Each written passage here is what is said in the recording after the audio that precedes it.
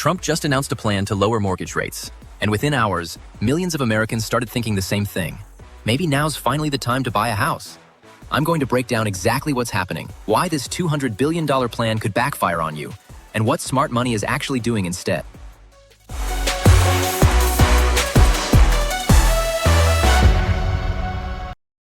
So here's what just happened.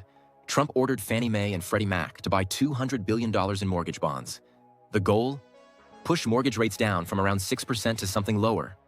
And sure enough, the headlines are already screaming mortgage rates are falling. Now's your chance. Don't miss out. But here's the thing about fear of missing out. It makes you forget basic math. Let's say mortgage rates drop from 6.5% to 5.5%. Sounds great, right? On a $400,000 mortgage, that saves you about $250 a month. But here's what happens next. Everyone who's been sitting on the sidelines waiting for rates to drop, they all rush in at the same time. More buyers, same number of houses. What happens to prices? They explode.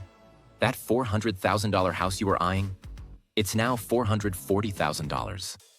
Maybe $460,000 if you're in a hot market. So you saved $250 a month on your mortgage payment, but you just paid $40,000 to $60,000 more for the house. Quick math. That's 13 to 20 years just to break even on that savings. This is the trap. Lower rates sound like a win. But if everyone believes the same thing at the same time, you end up paying more, not less. All right, let me explain what's actually going on here. Because this isn't just about helping you buy a house. This is about politics and economics colliding in a way that puts you, the taxpayer, on the hook. First, what are Fannie Mae and Freddie Mac?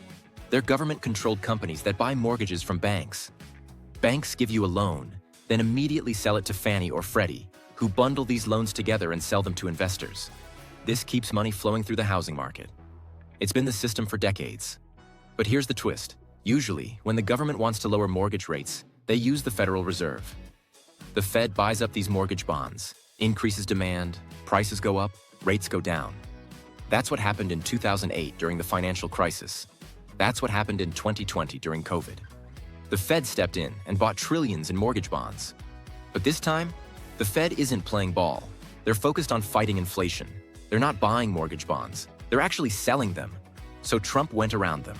Instead of using the Federal Reserve, he's using Fannie Mae and Freddie Mac, two companies that are technically private, but actually controlled by the government since they were bailed out in 2008. Now here's where it gets interesting. That $200 billion they're using to buy mortgage bonds? That's sitting in Fannie and Freddie's cash reserves. But who backs Fannie and Freddie if things go wrong? You do, the taxpayer. If these mortgage bonds lose value, if the housing market crashes again, if this whole thing backfires, taxpayers eat the loss, not Wall Street, not the banks, you. So this isn't a free gift to homebuyers. This is a massive bet on the housing market, funded by government-controlled companies, backed by taxpayer money. And if it works, great. Rates go down a bit, but if it doesn't, we're all on the hook. Let's talk about what buying a house actually costs. Because the mortgage payment, that's just the beginning. Here's what they don't tell you in those buy now before rates go up ads. Property taxes. In most states, you're paying 1% to 2% of your home's value every single year. On a $400,000 house, that's $4,000 to $8,000 a year. And guess what? If prices go up because of lower rates, your property taxes go up too. Homeowners insurance used to be affordable. Now, climate change, natural disasters, inflation, insurance costs have skyrocketed. In some states, they've doubled or tripled in the past few years. HOA fees. If you're in a community with an HOA, that's another $200 to $500 a month. And they go up every single year. Maintenance and repairs. The rule of thumb is 1% of your home's value per year. $400,000 house? Budget $4,000 a year for stuff breaking. HVAC system dies?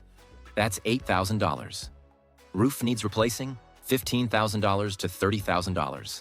And here's the kicker. All of these costs are going up faster than wages. So even if you lock in a low mortgage rate, your total housing costs keep climbing. There's also opportunity cost. That down payment you're putting down, let's say it's $80,000. If you invested that in the S&P 500 instead and it averages 10% a year, in 10 years that's $207,000. But you put it in a house, and best case scenario, your house appreciates 3% to 4% a year. So you're giving up 6% to 7% annual returns to own instead of rent. Now, I'm not saying never buy a house. I'm saying most people don't actually do the math. They hear rates are low and think that's the only number that matters. It's not. So if buying isn't the move right now, what is? Here's what financially smart people are doing instead. Number 1, they're renting and investing the difference. If you can rent for $2,000 a month instead of paying $3,500 for a mortgage, property tax, insurance, and maintenance, that's $1,500 a month you can invest. $1,500 a month invested at 10% annual returns? In 10 years, that's $307,000.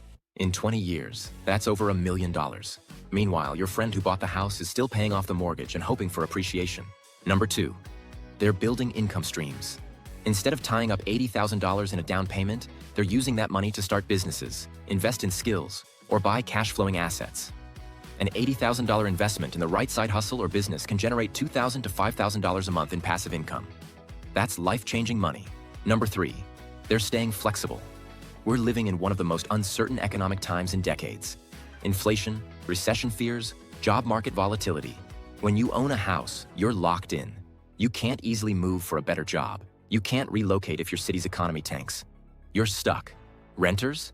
They have options. They can move across the country for a 50% raise. They can downsize if money gets tight. They can relocate to lower cost of living areas and stretch their dollars further. Flexibility is wealth, especially right now. Number 4, they're waiting for the right deal, not just the right rate. Smart buyers don't care if rates are 5% or 7%. They care about buying below market value. If you can buy a house for 20% below what it's worth, you're instantly ahead, even at a higher rate. And guess what?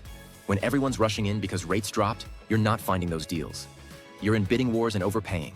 The best time to buy real estate is when nobody else wants it, not when everyone's piling in at the same time. Here's what really bothers me about this whole situation. Housing in America has become a casino. It's not about providing shelter anymore. It's about speculation, political plays, and keeping asset prices inflated. The median home price in the US is over $400,000. The median household income is around $75,000. Do the math. That's over 5 times income. Historically, it's supposed to be 3 times. We're not solving the affordability crisis with lower rates. We're just making it easier to borrow more money to pay inflated prices. And here's the truth nobody wants to say out loud. The system is designed to keep you in debt. 30-year mortgages mean you're paying for the same house 2 or 3 times over by the time you factor in interest. This isn't about helping first-time homebuyers. This is about propping up the housing market because if prices crash, banks lose money, investors lose money, politicians lose voters. So they do everything they can to keep the party going. Even if it means loading the next generation with debt they'll be paying off for decades. I'm not saying don't ever buy a house. I'm saying understand the game you're playing. Don't let FOMO, political headlines, or societal pressure push you into the biggest financial decision of your life. You don't have to follow the crowd. You can build wealth in other ways. You can rent and invest. You can wait for the right opportunity. You can focus on income instead of assets. Whatever you choose, make sure it's a decision based on numbers and strategy, not emotions and headlines. So that's the real story behind Trump's mortgage plan. Lower rates might sound great, but if you're not careful, you'll end up paying more, not less. If this video helped you see through the hype, hit that subscribe button. I break down money, side hustles, and wealth-building strategies that actually work. Are you buying a house in 2026 or waiting it out? I want to hear your strategy. I'll see you in the next one.